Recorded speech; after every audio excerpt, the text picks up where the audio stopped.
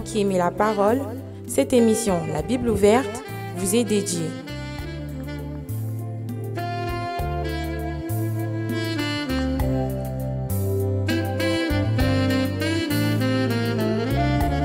Bonjour, bienvenue dans votre émission La Bible ouverte en partenariat avec Congo France. Aujourd'hui, nous avons décidé de faire un micro-baladeur au sein d'une assemblée pour répondre à certaines questions que nous pouvons nous poser dans nos églises. Nous aurons la réponse des membres directs de l'assemblée pour voir quelles sont les réponses que ces membres pourront nous apporter. Nous sommes à l'assemblée Micrem. Je vous invite à nous suivre. Nous allons monter, leur poser des questions et j'espère qu'ils nous donneront des réponses dignes des enfants de Dieu. Nous rentrons au sein de l'assemblée. Donc voilà, nous voici au sein de l'assemblée Micrem. Nous allons commencer notre micro-baladeur. Bonjour ma sœur. Bonjour. Alors je vais vous laisser vous présenter. Ensuite je vous poserai quelques questions que les enfants de Dieu aussi se posent et nous aimerons avoir ta réponse par rapport à ces questions-là. Alors je vous laisse vous présenter. Je m'appelle Christelle, je suis de l'assemblée Micrem.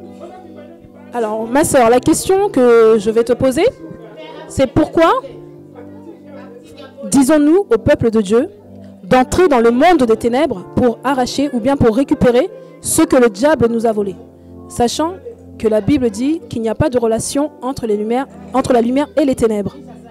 Donc moi quand les gens disent que nous devons récupérer ce que le diable a pris, c'est pas possible parce que quand le diable prend quelque chose dans ta vie, cette chose est salie. Nous ne pouvons plus la récupérer. Donc quand nous la récupérons, nous récupérons avec la saleté. Et quand les gens disent, les pasteurs nous disent, il faut prier pour arracher ce que le diable a pris, c'est pas, pour moi si je dis, c'est pas correct parce qu'on nous prêche que ce que le diable a pris est déjà sali. Donc demandons à Dieu de nous donner la nouvelle puissance, de nous purifier, de nous laver et de nous redonner d'autres choses que ce que le diable nous a arrachés en fait. D'accord, merci ma sœur pour ta réponse. Donc si j'ai bien compris, nous ne pouvons pas demander ce que le diable nous a déjà arraché parce que cela est déjà souillé. Reprends ce que le diable nous a pris parce que cela est déjà souillé. D'accord, merci pour ta réponse. Dans nos assemblées, quand on dit aux enfants de Dieu d'aller dans le monde des ténèbres et d'arracher ce que le diable nous a pris, est-ce biblique ou non? Moi je pense qu'on n'a pas arraché. Je pense qu'on n'a pas arraché. On n'arrache pas. Mais on ordonne. Parce que Jésus-Christ nous a donné ce pouvoir-là d'ordonner.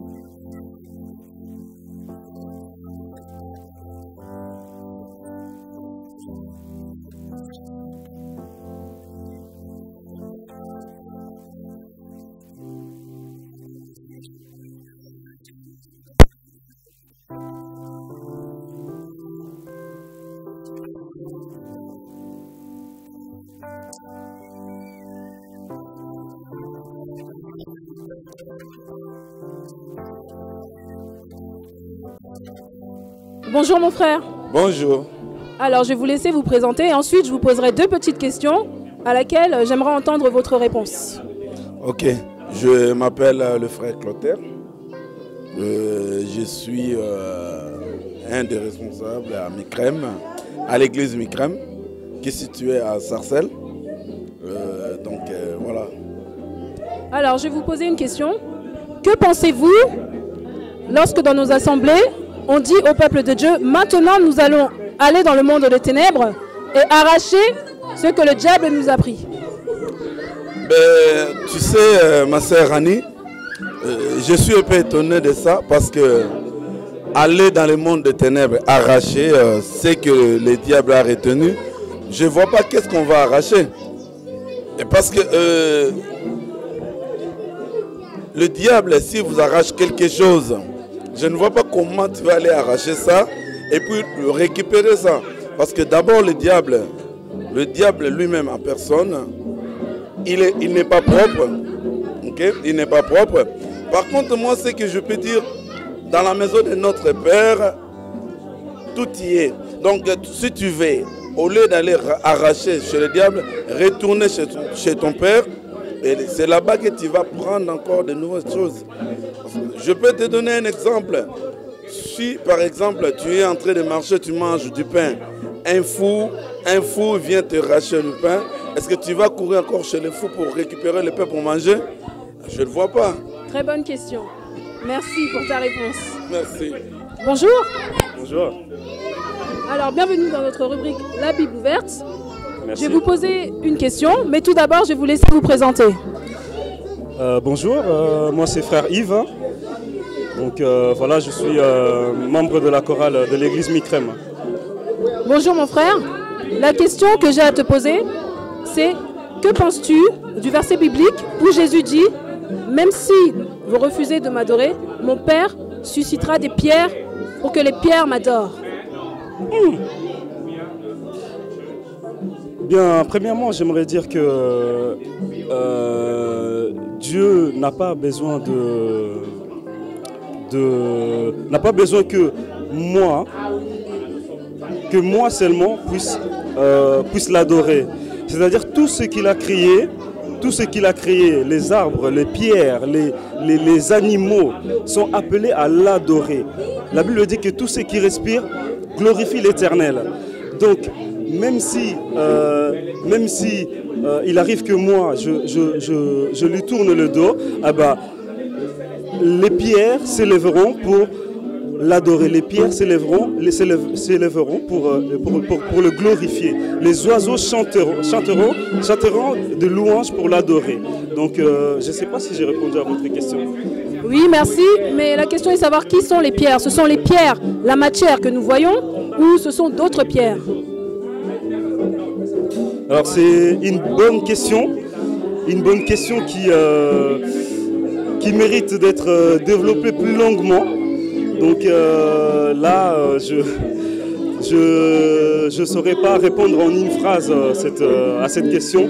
Voilà, nous venons d'écouter la réponse de notre frère Yves en ce qui concerne le verset biblique qui dit « Même si vous refusez de m'adorer, le Père suscitera des pierres pour m'adorer. » Nous allons aller vers une autre personne pour lui poser la même question. Je vous invite à nous suivre.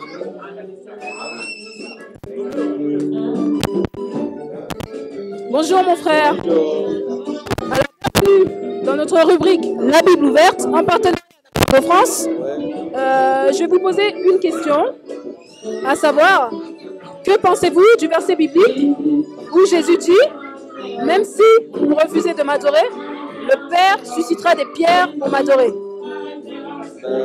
La question là, c'est une bonne question parce que le Christ, il fut le créateur. Bien, Jésus-Christ, comme il est venu sur terre pour nous sauver, alors le Père lui a donné le pouvoir. Il n'a pas dit ça seulement pour sa volonté, mais le Père lui a donné le pouvoir de dire si vous ne voulez pas m'adorer, je ressusciterai les pierres, et les feux m'adoreront et les oiseaux chanteront ma gloire. Alors, ce verset biblique, c'est pas un verset anti-Christ, c'est un verset que, bon, je ne sais pas comment je vais te dire, c'est un verset vraiment, ce n'est pas un verset anti-Christ. D'accord. Si je comprends bien, votre réponse, c'est que Jésus a dit ça parce qu'il a l'autorité et le pouvoir de susciter des pierres et des oiseaux pour l'adorer. Et que pensez-vous des pierres? Ce sont des pierres, la matière, ou bien il y a une autre explication à cela? Je crois qu'il y a une autre explication de cela, ce qui veut dire que tel qu'en soit ce que vous dites sur le Christ, il y aura des peuples qui l'adoreront. C'est pourquoi c'est pas des pierres en tant que telles, mais il a parlé en parabole. Que nous sachions que si même nous ne voulons pas l'adorer, il y aura des peuples qui choisira de l'adorer. D'accord, merci mon frère pour ta réponse. La Bible ouverte, une émission chrétienne pour tous ceux qui aiment la connaissance et la parole de Dieu. Okay. Bonjour ma sœur, bienvenue dans notre rubrique La Bible ouverte. Je vais vous laisser vous présenter et vous poser une question. Bonjour, donc je suis la sœur Vanessa, je suis donc à l'église Micrem, donc la mission chrétienne pour la réflexion, l'évangélisation et la méditation. Donc je suis très ravie d'être avec vous aujourd'hui. Merci ma sœur. Alors la question que je veux vous poser aujourd'hui, que pensez-vous du verset biblique où Jésus dit « Même si vous refusez de m'adorer, mon Père est capable de susciter les pierres et les oiseaux pour m'adorer ». Alors tout d'abord, par rapport à ce verset, il convient de se resituer dans le contexte. Parce que si Dieu avait dit ça, il avait dit ça au peuple qu'il avait choisi, aux Israélites. Il avait dit, même si vous ne voulez pas m'adorer, je susciterai des pierres. Tout d'abord, ce qu'il faut savoir, c'est que Dieu est notre créateur. Parce qu'il est notre créateur, nous devons l'adorer. Donc ces personnes-là ne savaient pas pourquoi déjà ils ont été créés. Si nous avons été créés aujourd'hui, c'est pour l'adorer. De la même manière que le poisson ne peut vivre sans l'eau et l'arbre sans la terre, nous, créatures de Dieu, nous ne pouvons pas vivre sans Dieu. Raison pour laquelle nous devons l'adorer. Maintenant, quand il a parlé que je susciterai même des pierres, ce qu'il faut savoir que les pierres dont Dieu parle, ce ne sont pas les pierres, la matière, mais il parlait de l'Église, l'Église qui est nous. Nous qui n'étions pas pourtant nation sainte, mais nous, Église, qui avons accepté Christ, c'est nous, ces pierres dont Dieu parle. Et susciterait les pierres, nous qui sommes l'Église, nous les enfants de Dieu qui avons accepté Jésus comme Seigneur et Sauveur, c'est nous qui l'adorerons en esprit et en vérité. Merci ma sœur pour ta réponse. Donc je résume la sœur de ma réponse, c'est que Jésus s'adressait aux Israélites et lorsqu'il disait il susciterait même des pierres, ces pierres-là, c'était nous, l'Église, nous qui n'étions pas élus premièrement de Dieu, amour par sa bonté, entrer dans son royaume afin que nous, les pierres que nous sommes, puissions l'adorer. Merci ma sœur pour ta réponse, que Dieu vous bénisse. Bonjour à tous, vous qui nous avez suivis à travers notre micro-baladeur. Donc vous avez pu voir, nous avons posé des questions aux membres de l'Assemblée de Micrem. Et aujourd'hui, nous recevons un homme de Dieu qui se présentera lui-même, auprès duquel je poserai les mêmes questions que j'ai posées aux membres de l'Assemblée Micrem. Bonjour, homme de Dieu, je vous laisse vous présenter. Oui, bonjour ma sœur, je suis l'apôtre Josué Mbo du Centre évangélique La Puissance. Et je dis bonjour à tout le monde et à tous les amis spectateurs et tous ceux qui sont dans les extrémités de la terre, que le Seigneur vous bénisse. D'accord, merci, homme de Dieu. Alors, nous avons pu poser des questions aux membres d'une assemblée en ce qui concerne certaines choses qui se passent dans nos assemblées et un verset biblique. Aujourd'hui, je me permets de vous poser les mêmes questions car nous aimerons que vous nous éclairez à travers la lumière de la parole par rapport à ces questions. À savoir, la première question est, nous voyons souvent et nous remarquons souvent dans nos assemblées que les hommes de Dieu ont tendance et ont souvent l'habitude de dire au peuple de Dieu, maintenant nous allons aller dans le monde des ténèbres pour arracher ce que le diable nous a volé. Autrement il dit, c'est ce qu'ils appellent une prière d'autorité. Donc ma question est de savoir, est-ce biblique d'aller dans le monde des ténèbres et arracher ce que le diable nous a volé? Merci beaucoup ma sœur pour la question. Moi je crois que cette pratique n'est pas biblique parce qu'il n'est pas inscrit ni pas dans la Bible que nous irons dans le monde des ténèbres pour arracher. Voyez, la Bible dit nous combattons non pour la victoire, mais nous combattons déjà dans la victoire. Parce que Christ a vaincu sur la croix. Et comme Christ a vaincu sur la croix, il nous a donné cette victoire. Il a dit, je vainquis le monde. Et voici, je vous ai donné l'autorité. Donc Christ, il a réussi le pouvoir sur la croix, il a triomphé. Après nous, l'Église, il nous a légué ce pouvoir. Voyez, il nous a légué ce pouvoir. Non d'aller arracher, mais la Bible dit, résistez au diable et il fuira loin de vous. Nous avons le devoir de résister et nous avons le devoir de chasser. Parce que Christ lui m'a dit, à mon nom, vous chasserez. Il n'a pas dit, à mon nom, vous entrerez dans le monde des ténèbres pour arracher. Qu'est-ce que nous allons arracher dans le monde des ténèbres? Très bonne question. Donc, moi, je crois que pour aider les gens, pour aider nos frères et sœurs qui nous suivent, Notre mission à nous, c'est de résister au diable et de chasser les démons et non d'aller entrer dans le royaume du diable. Merci, homme de Dieu. Justement, je veux juste revenir sur ça. Quand vous dites nous, notre mission à nous, le nous représente les membres. L'église en fait. Ça. Ouais, quand je dis les nous, c'est-à-dire moi aussi je fais partie. Quand je dis nous, c'est-à-dire l'église. Moi aussi je fais partie de l'église. Quand je dis l'église, ce n'est pas l'église de cas, mais c'est l'église qu'on dit Christ. D'accord. Merci, homme de Dieu, pour votre réponse.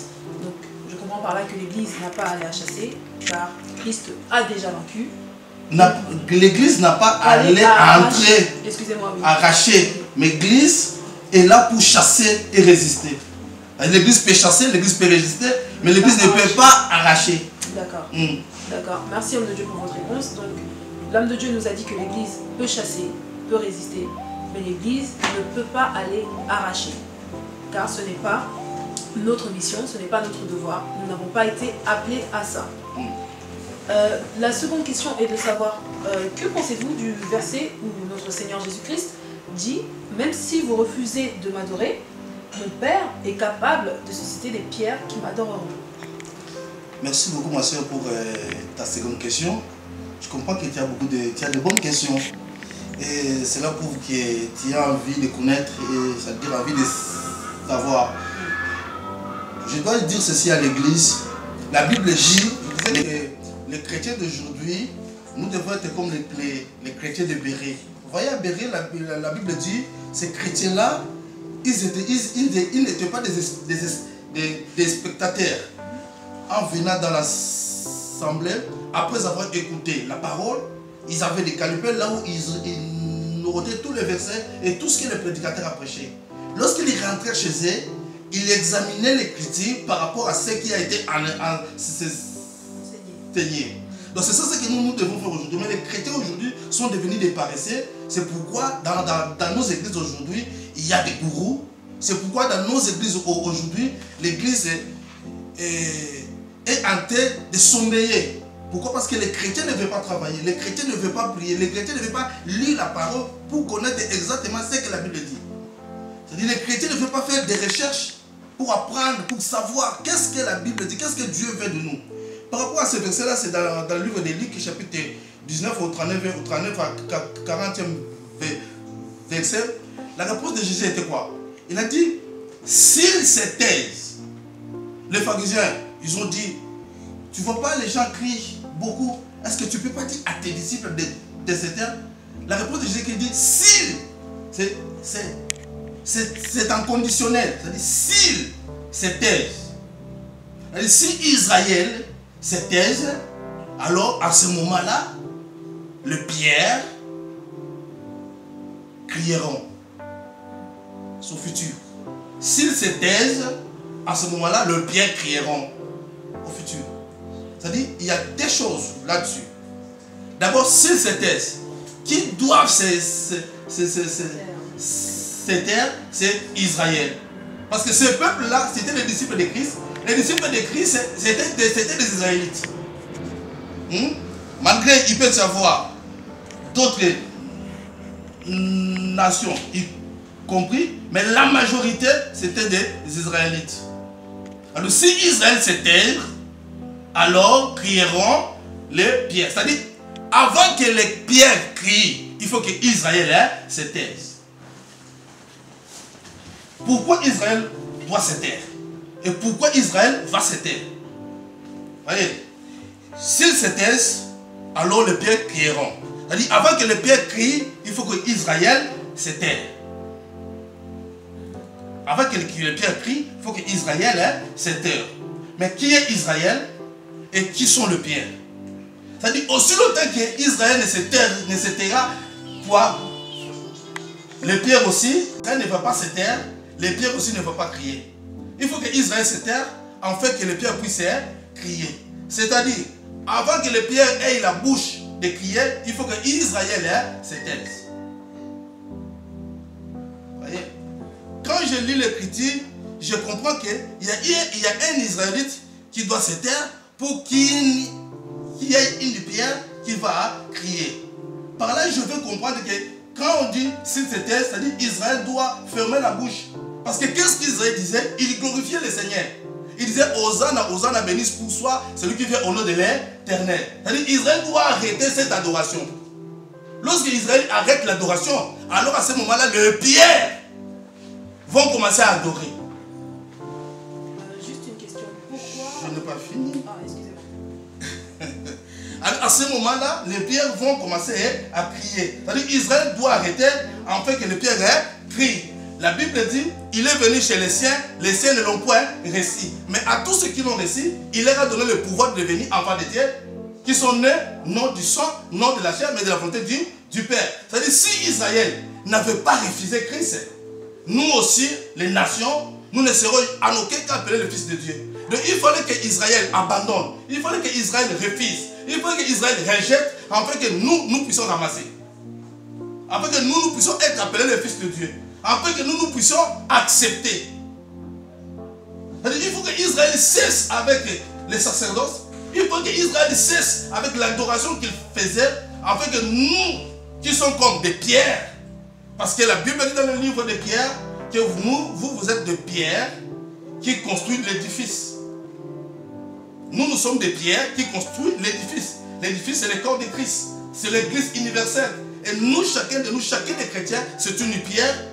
Lorsqu'on s'ensemble, on fait un mur, on construit un mur. On construit un édifice qui est le corps de Christ. C'est-à-dire les pierres, c'est nous les nations, parce que à ce moment-là, les nations n'avaient pas le droit d'adorer le Seigneur. À ce moment-là, les nations n'avaient pas un Dieu. À ce moment-là, les nations ne connaissaient pas un Dieu. Parce que les promesses ont été faites pour Abraham et sa postérité. Charnellement parlant, physiquement parlant, biologiquement parlant, nous n'avons rien à voir avec Abraham. Nous n'avons rien à voir avec Abraham. Parce qu'Abraham, nous n'avons rien à voir avec Abraham. Il fallait que Israël puisse se taire, afin que nous ayons notre place, notre temps de glorifier le Seigneur. C'est un changement de temps, un changement de sacerdoce. Il fallait que Israël se taire, afin que les autres puissent crier. D'accord. Merci à mon Dieu pour ta réponse. Donc c'est-à-dire, c'était un message qui est prophétique. Christ étant Dieu, il prophétisait pour ce temps.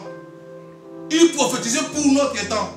Parce que lui étant le prophète, il voyait déjà qu'il y aura un peuple, il y aura une nation qui vont m'acclamer, qui vont louer, qui vont chanter pour moi. C'est ça ce que nous faisons aujourd'hui. D'accord, merci homme de Dieu pour ta réponse.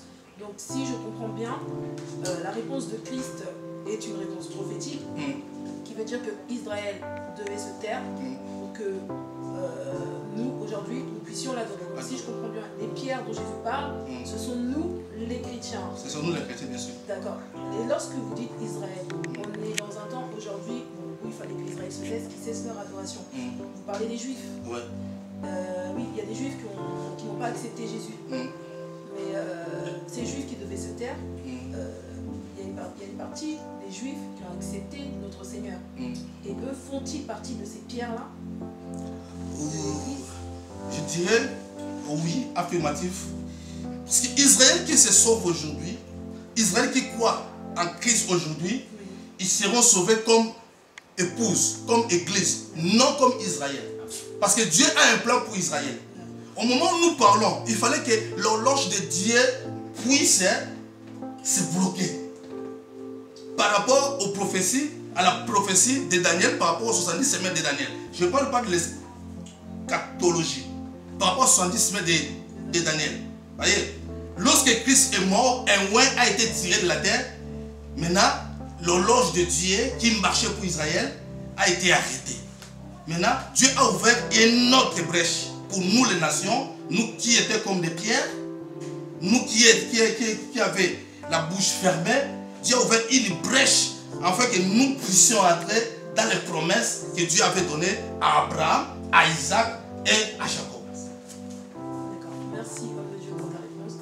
Si je comprends bien, les Juifs qui ont accepté Jésus font partie. Ils font pas partie. Et ils ne seront pas sauvés comme Israël, mais ils seront sauvés comme épouse, l'Église. Merci pour votre réponse, c'était une réponse très clair et très net. Donc, on va comprendre par là que nous sommes des pierres qui devons adorer notre Seigneur Jésus-Christ. Lorsque Jésus disait cela, il y avait une condition, c'est que Israël devait se taire pour que nous, Église, puissions aujourd'hui adorer notre Seigneur et Sauveur Jésus-Christ. Je vous dis merci, homme de Dieu, pour vos réponses et pour votre participation à notre émission La Bible ouverte. N'hésitez pas à venir nous voir, à nous recontacter. Vous avez un dernier mot à adresser au peuple de Dieu? Le dernier mot que j'ai adressé au peuple de Dieu, premièrement aux chrétiens, nous tous qui font partie du corps de Christ, j'avais dit premièrement que nous devons avoir cet exemple, cette habitude comme les chrétiens de Béret, d'examiner, d'étudier, de comprendre. La Bible dit nous prophétisons à partir, nous connaissons à partir et nous prophétisons à partir. C'est-à-dire il n'y a personne qui est superflu. Qu'est-ce que je voulais dire? Il n'y a personne qui est supérieur. Nous tous, nous sommes pareils. Nous sommes appelés à chercher, à approfondir notre connaissance. Donc, nous, pour approfondir cette connaissance, nous avons qu'un seul outil qui est la parole. Si nous, les chrétiens, nous allons commencer à examiner la parole, nous aurons cette facilité d'arrêter les gens qui amènent la magouille dans l'église, d'arrêter le gourou, tout le monde qui vient, parce que c'est quelque chose qui ne commence, ça date de longtemps. Même au temps de Paul Pierre, il y avait aussi des faux docteurs. Excusez-moi. Comme au temps de Pierre, il y avait aussi des faux docteurs, il y avait aussi des faux enseignants. Même dans notre temps aujourd'hui, il y a aussi des faux docteurs, il y a aussi des faux enseignants. Ils sont dans l'église. Il y a aussi des faux prophètes qui sont dans l'église. Prévenez que vous verrez tous les maisons de Mandona, ça n'existe plus. Tous les Mandona sont devenus des prophétesses. Tous les gens, à l'époque, quand nous grandissons, quand on voit quelqu'un avec des locks, on comprend directement que celui-là c'est un Ngunza. On comprend directement que celui-là c'est un Ngunza. Mais aujourd'hui, les Ngunza qui aidaient les gens là avec le fétiche de Gougou là, ça n'existe plus, ils sont devenus des prophètes. Alors comment pouvons-nous savoir si celui-là est dans le vrai? Ça, il me prêche la bonne parole, celui-là il est dans le vrai. Dans la fausseté, nous avons qu'un seul outil, un seul réseau qui est la parole. Nous devons examiner, lire. Ne restons pas des spectateurs. Toi qui regardes ces vidéos, ne reste pas spectateur. Et quand tu pars à l'église, tu écoutes la parole. Dès que tu rentres à la maison, nous sommes obligés de lire et de relire la parole. Parce qu'il n'y a que ça qui ne peut pas faillir. L'homme peut faillir, l'homme peut commettre des erreurs, mais la parole de Dieu ne faillira jamais. Pour les hommes de Dieu, je vous appelle à une réforme. Revenons à la parole originale. Revenons à la parole originale. Ce que Dieu a dit, ce que Dieu a prophétisé. Revenons à ça. Parce qu'aujourd'hui, il y a beaucoup de gens beaucoup de choses qui se passent dans nos églises. Ils ne sont même pas bibliques, qui n'ont pas de base biblique. Moi, je trouve ça ambigu. Dire à quelqu'un, tu vas faire les jeûnes de 40 jours pour aller arracher. Toi-même, tu dois aller arracher. Si moi, je veux aller arracher, mais quelle est l'importance des lèvres salvatrices sur la croix? Quelle est l'importance de Christ?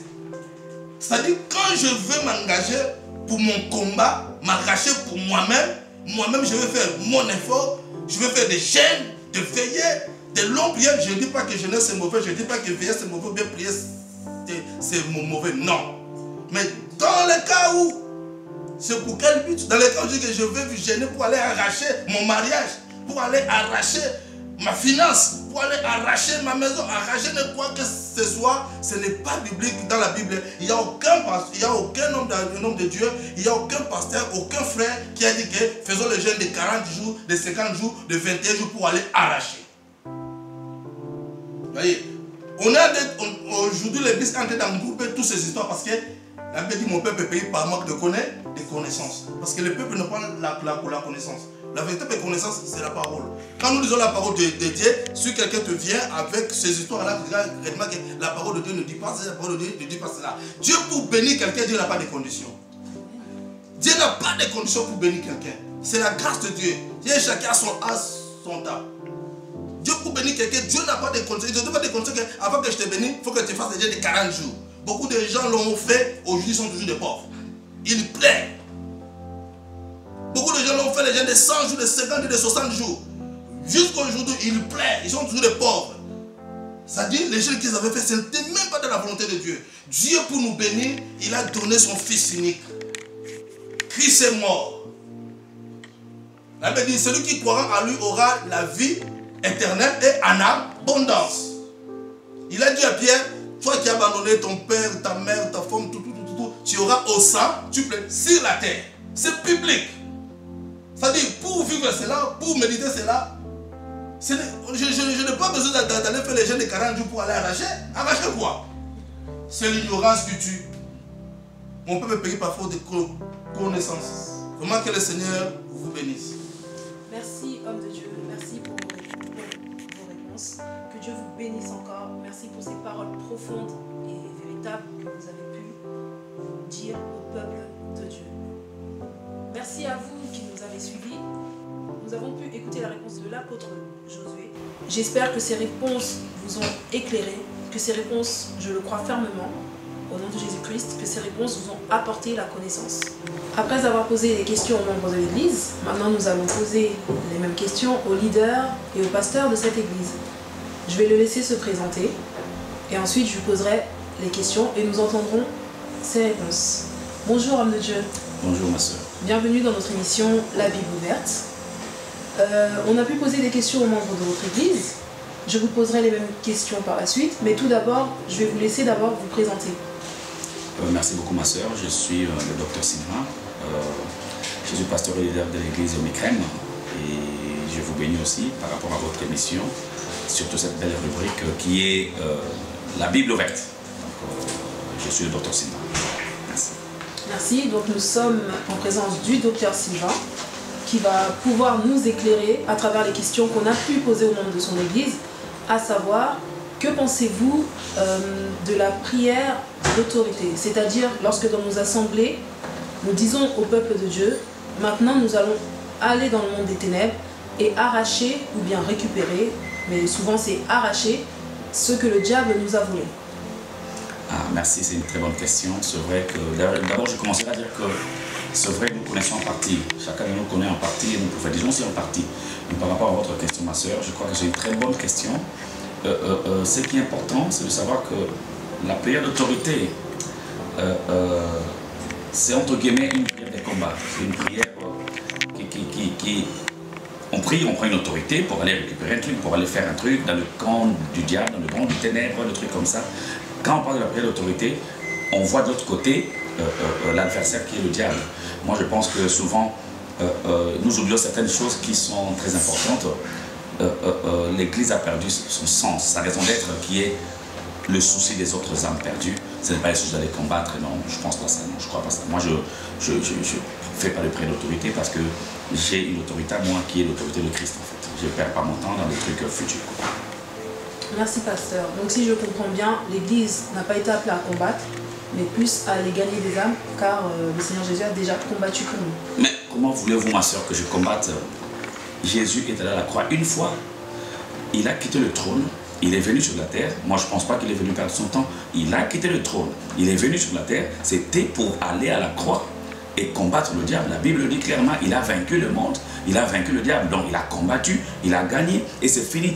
C'est lui qui a déjà combattu, il s'appelle Jésus-Christ. Moi, je suis en Jésus-Christ et c'est fini. Le fait que Jésus a combattu, si moi je vais encore combattre, ça veut dire que Jésus n'a pas gagné son combat. Ça veut dire qu'il a fait un travail qu'il n'a pas fini et moi je veux le finir. Non, moi je crois que Jésus-Christ a combattu une fois, il a gagné une fois, le diable a perdu une fois et moi je suis dans le Christ. Donc moi et Christ, nous avons gagné une seule fois. Je n'ai pas le temps de combattre, c'est une perte de temps. En plus, je vais combattre qui?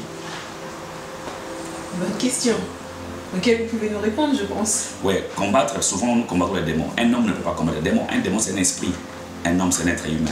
Nous sommes des hommes de Dieu, c'est vrai. Nous sommes des enfants de Dieu, c'est vrai. La Bible dit Dieu est esprit, il faut que celui qui adore en esprit en vérité. Ça ne veut pas dire. Déjà, quand nous combattons les esprits, personne ne me dirait quand il combat un démon, il voit. Personne ne peut le dire clairement, ça n'existe pas. Nous combattons les esprits dans la pensée, dans des imaginations. Et en réalité, nous ne pouvons pas insulter la croix. Tu sais, ma soeur, la croix est insultée à cause de ça. Quand un enfant de Dieu va aller combattre, c'est c'est insulter la croix, c'est insulter Jésus. C'est comme si Jésus, tu as échoué, tu dois encore revenir. Aller mourir encore à la croix pour donner la victoire. Non, j'ai la victoire, je n'ai pas besoin de combattre, ma soeur. Non, non, non. Merci, homme de Dieu, pour ta réponse. Mais en ce qui concerne le fait d'aller arracher maintenant dans le monde des ténèbres, est-ce biblique ou pas? Ah, ça c'est une question magnifique. Aller arracher dans le monde du ténèbre. Oui. Le monde, la Bible dit, vous n'avez pas lutté contre la chair et le sang, mais contre les dominations, les autorités, les principautés, dans les lieux célestes. Donc je peux imaginer que les lieux célestes, c'est un monde du ténèbre, c'est un monde de démons, c'est un monde des autorités néfastes. Je m'imagine, moi, la Bible dit, dans Colossiens, que Dieu nous a transportés. Par Jésus-Christ, il nous a transportés. C'est-à-dire que nous étions dans un endroit, il nous a transportés dans le royaume du Fils de son amour. Il nous a transportés quelque part. C'est-à-dire que moi, quand Dieu me transporte quelque part, alors je me demande, Dieu qui m'a déplacé et m'a transporté dans le royaume du Fils de son amour, je dois encore quitter ce beau royaume pour aller retourner dans le royaume du diable. Je ne sais même pas ce que j'allais faire là-bas. Qu'est-ce que j'allais faire là-bas? C'est comme si je me dis, je vais aller en Afghanistan pour rien. Non, je suis en France, il n'y a pas la guerre, il y a la paix. Je dois le faire en Afghanistan. C'est une perte de temps. Il y a plein de trucs. Si l'église aujourd'hui a perdu, moi je peux dire une chose, ma soeur, l'église aujourd'hui est en perte de vitesse. L'église n'attire plus personne. L'église n'attire plus. Pourquoi? Parce que les gens, déjà ceux qui sont à l'église, fonctionnent mal. Et le païen ne sont attirés par rien. Ils se disent, mais quand je deviendrai chrétien, je vais aller combattre le diable. Déjà, ils ont peur du diable étant dans le monde. Eux-mêmes, les chrétiens, ont peur du diable dans l'église. Alors, qu'est-ce que je vais faire là-bas? Raison pour laquelle tu verras, ma soeur, beaucoup de gens aller dans la franc-maçonnerie, aller chez les charlatans. Parce que l'église ne reflète pas la crainte, le pouvoir, pas du tout.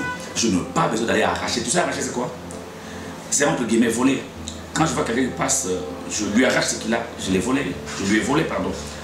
Arracher, ce n'est pas le verbe que le Christ nous donne. Christ nous dit, je vous donne le pouvoir de marcher sur. Christ dit, vous chasserez, chasser, le verbe chasser. Christ dit, résister. Christ n'a pas dit arracher. Tu sais, arracher veut dire quoi? On t'a pris quelque chose, ou simplement quelqu'un qui passe. Tu vas chez lui, en plus, sagement pour arracher. Or, arracher, c'est entre guillemets voler. La Bible dit, les gens disent, allons maintenant dans le monde du ténèbre, allons arracher ce que le diable a pris. Mais arracher quoi? Le vol, c'est l'œuvre du diable. La Bible dit dans Jean 10, le voleur ne vient que pour voler, égorger, détruire. Donc je comprends que le Christ qualifie clairement le diable de voleur. Moi, je ne suis pas un voleur, je suis un enfant des lumières. Alors voler, arracher, je laisse ça, c'est lui qui est voleur, le diable. Moi, je n'ai pas besoin d'arracher. En plus, aller arracher quelque chose dans la main du diable. La Bible dit, quand un enfant de Dieu touche quelque chose, la chose est sanctifiée. Je crois aussi que quand le diable touche quelque chose, la chose est essuyée. Je n'ai pas besoin d'aller récupérer ce qui est essuyé. Tu connais l'histoire de l'enfant prodigue, ma soeur, je crois. L'enfant prodigue, c'est Jésus qui a raconté ça. Quand il est parti, il a tout dépensé. Quand il est revenu, il était devenu sale. Il sentait l'odeur de porc. Son père est parti l'embrasser. Il a dit, c'est mon fils. Il ne lui a pas dit, mais toi tu es revenu, mais où sont les choses que je t'avais données? Où est l'héritage? Allons récupérer ça, allons arracher ça. Je veux savoir que non, le papa a dit, mon fils est revenu. Il a pris son fils. Pourquoi? Jésus voulait simplement nous dire que si nous sommes éloignés de Dieu, nous devons revenir parce que dans la maison du Père, c'est la source de bénédiction. Dieu a la bénédiction en réserve pour tout le monde. Dieu n'est pas en crise financière ou en crise de bénédiction pour retourner chez le diable, aller chercher des choses à gauche, à droite, parce qu'il est en crise. Ah non, je parle de Dieu, créateur des cieux et de la terre. Ce n'est pas mon Dieu ça. Non, mon Dieu est la source de la bénédiction. Voilà, il est la source de la bénédiction. Aller arracher, c'est un mot. Quand on dit aux enfants de dire allons arracher, tu sais, ma soeur, je vais te dire un truc, une vérité. Quand on est leader d'une église, il y a des moyens, des techniques pour maintenir les membres de l'église pour qu'ils ne partent pas. Quand on dit maintenant nous allons arracher, ça plaît aux gens. Les gens sont contents, au moins nous allons récupérer les choses que nous avons perdues. On ne le récupère pas comme ça. Christ, quand il est mort, il a dit tout est accompli. Dans tout est accompli, nous avons tout. Alors absolument tout. En plus, il est parti s'asseoir. Ça veut dire que le travail est fini. Il ne peut pas s'asseoir sans finir le travail. Ça, c'est l'irresponsabilité. Christ est mon Seigneur et est responsable. S'asseoir à la droite du Père, ça veut dire que le travail est fini. Merci, homme de Dieu, pour ta réponse. J'espère que vous avez été bénis et que cela a pu vous éclaircir sur certaines choses, à savoir que nous n'avons plus besoin d'arracher ce que le diable nous a pris, parce que ce que le diable touche par ses mains est souillé. Déjà, ma soeur, pardon de te couper un peu, s'il te plaît, pardonnez-moi. C'est que le diable a pris. Ce que le diable a pris. La Bible dit le diable rôde. Okay? Oui. Jésus dit, veillez, priez, car votre adversaire, le diable, fait quoi? Il rôde, rôder fait dire tourner autour d'eux. Il rôde comme un lion. Il n'est pas déjà le vrai lion, c'est comme un lion rugissant. En plus, il cherche, cherchant, il cherche. Ok? Il cherche. Le fait qu'il cherche les chrétiens, il ne les voit pas. Donc les chrétiens, devant, face au monde de ténèbres, ils sont invisibles. Pourquoi? La Bible dit quand quelqu'un est en Christ. Quand quelqu'un est en Christ, il devient une nouvelle créature, les choses se sont passées. Ça, c'est encore rien. La Bible dit nos vies sont cachées en Christ. Christ en Dieu, c'est-à-dire que nous sommes invisibles. Merci Dieu d'avoir complété votre réponse et c'était une réponse assez claire. Donc le diable ne peut rien arracher à un véritable chrétien qui est en Christ. Car le chrétien qui est en Christ est invisible parce que sa vie est cachée en Christ et Christ en Dieu. Donc je peux comprendre par là, homme de Dieu, que nous n'avons pas à arracher car nous qui sommes chrétiens, nous sommes intouchables. J'espère que la réponse de l'homme de Dieu, Dr Sylvain, a pu vous éclairer, a pu vous donner des réponses par rapport à la Bible, par rapport à la parole de Dieu. L'homme de Dieu a pu nous éclaircir sur cette question-là.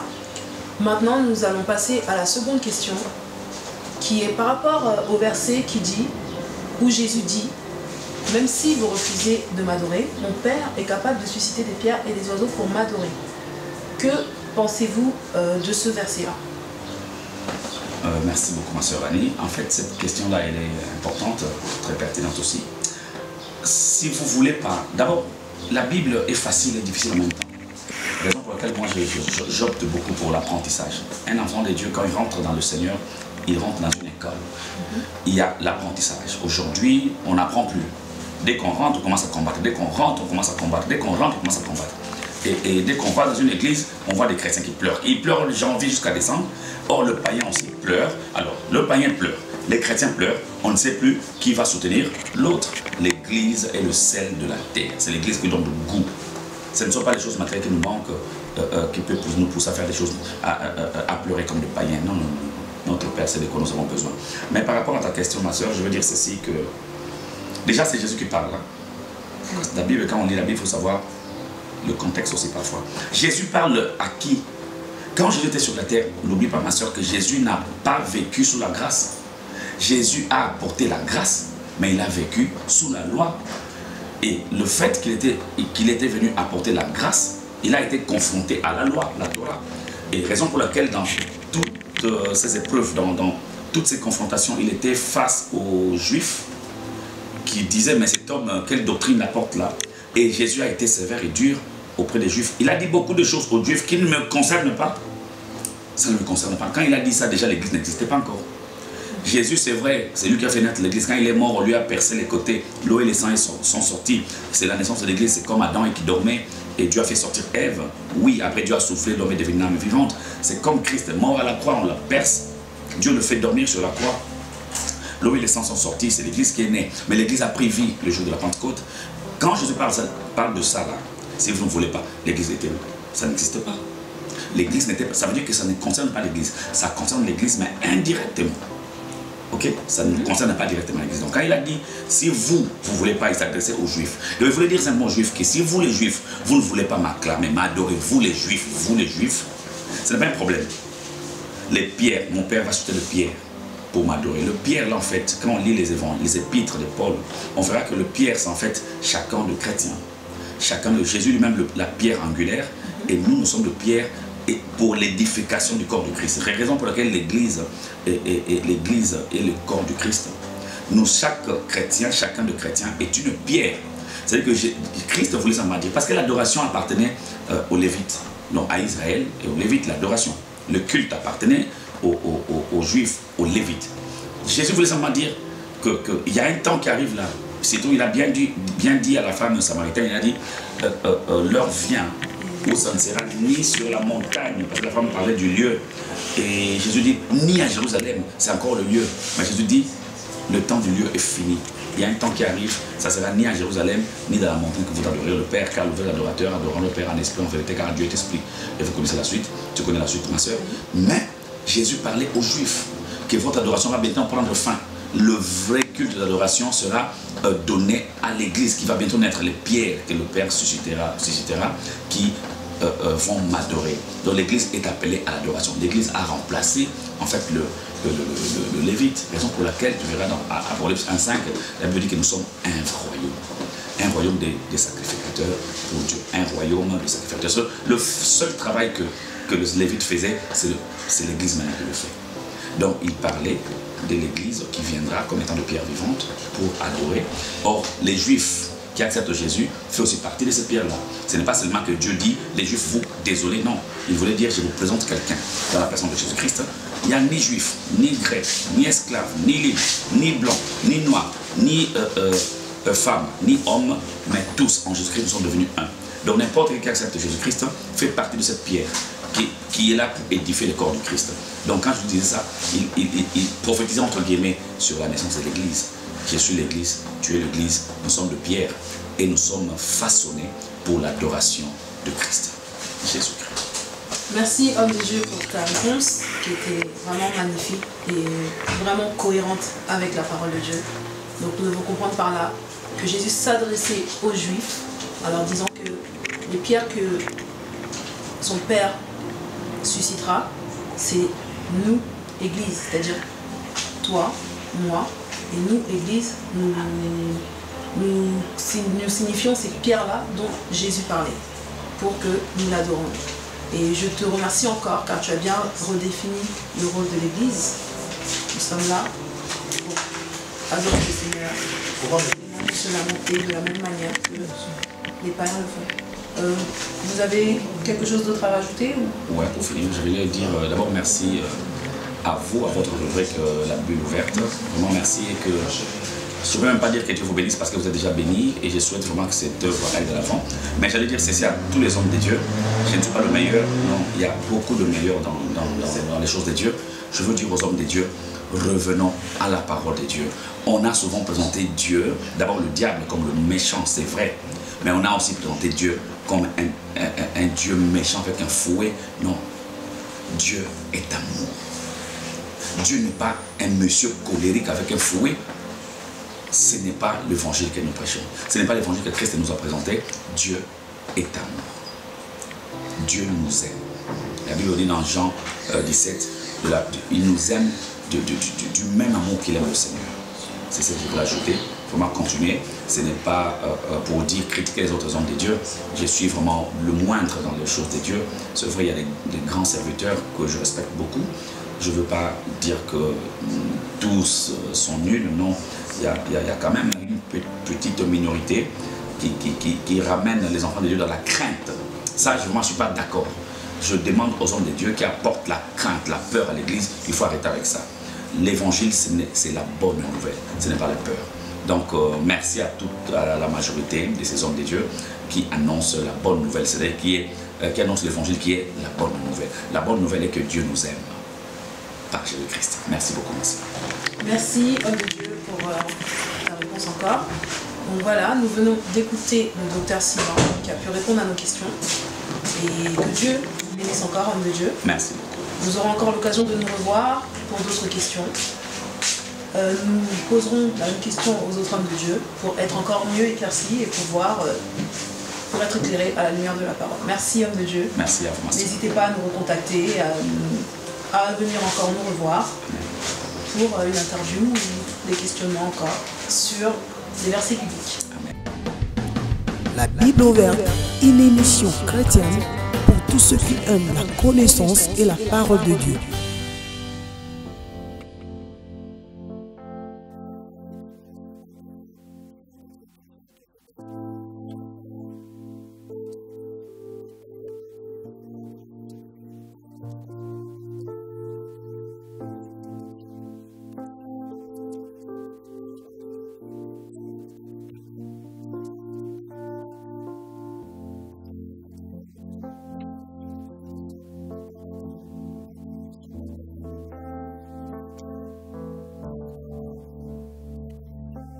N'est pas une émission de polémique, mais c'est une émission d'éclairage. Car le peuple de Dieu aujourd'hui a besoin d'être éclairé à travers la parole, à travers la lumière de la parole Donc n'hésitez pas à nous contacter si vous avez des questions. Si vous voulez aussi émettre une réponse par rapport au micro-baladeur que nous venons de faire aujourd'hui, vous avez nos numéros juste en dessous. Contactez-nous, nous sommes libres 24 heures sur 24 pour vous répondre, pour vous recevoir. Donc voilà, bienvenue encore dans notre rubrique La Bible ouverte. Que Dieu vous bénisse.